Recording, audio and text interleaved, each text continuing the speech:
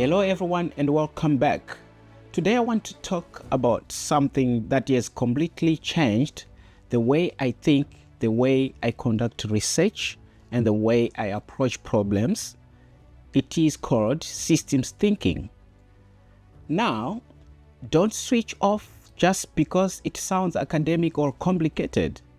In fact, by the end of the next 5 minutes, I hope you realize that you have actually been interacting with systems your entire life. You just may not have had a name for it. Let me start with a simple question. Have you ever wondered why some problems never seem to go away? Why poverty continues despite all these developmental projects that we see? Why traffic gets worse even after building more roads? Why conflicts return even after peace agreements? Why organizations, institutions keep facing the same challenges even after changing leaders? Most of us try to solve these problems by looking for one cause and one solution. Systems thinking says something different. It says that most important problems are not caused by one thing. They are produced by many interconnected things. Here is an analogy that I love. Imagine you are walking through a big forest. As you are walking, you notice beautiful trees. You start one tree, then another. You go to the next. You notice birds, insects, flowers, streams. But because you are so focused on each tree, you may completely lose your sense of where you are going. Now, imagine climbing a nearby hill. You are on top. When you reach that top, you look down, something changes. You don't just see trees anymore. You see the entire forest. You notice where animals gather. You see how one area affects another. You understand the relationships.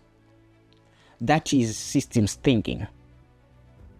It's the ability to see both trees and the forest.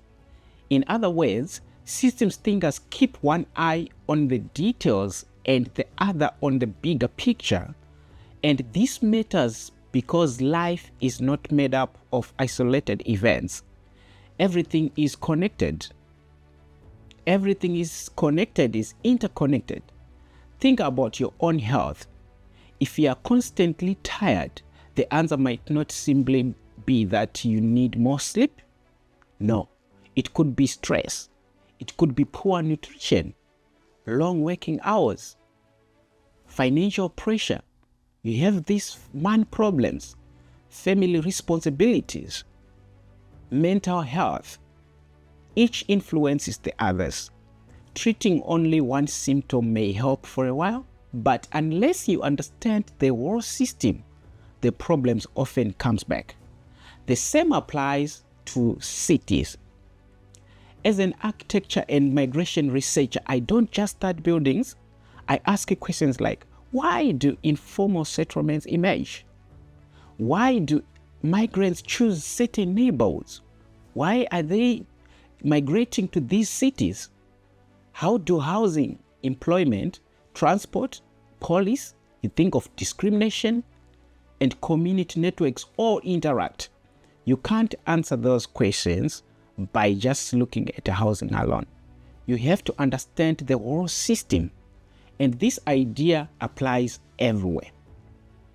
Think of businesses, governments, families, schools, climate change, healthcare, education, agriculture, mining, even your personal life. Systems thinking encourages us to stop asking what happened. Instead, we begin asking, why does this keep happening? What patterns do we see? What relationships are creating these outcomes? If I change one part of the system, what else might change? That's a very different way of thinking. One of the biggest lessons systems thinking teaches us is that today's problems are often yesterday's solutions. Sometimes we solve one issue but unintentionally create another one. And you have to be very careful. That's why good intentions alone are not enough. We have to understand how systems behave over time. This is also why systems thinking is becoming increasingly important around the world. It is being used in public policy, in healthcare, in environmental management, organizational leadership, business innovation, humanitarian work, and also in research, because today's challenges are interconnected. No single discipline can solve them alone. So if someone asks you today, what is systems thinking? You don't need to give them a complicated definition. You don't need to open books. Systems thinking is a way of understanding how different parts of a situation are connected, influence one another, and together create outcomes we experience. It's about seeing not just the trees, but the whole forest. You remember that example. Thank you so much for listening.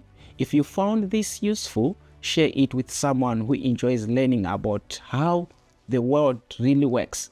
And if you would like, in the next episode, I'm going to explain some of the most powerful systems thinking tools, such as feedback loops, leverage points, causal loops, diagrams, and systems mapping.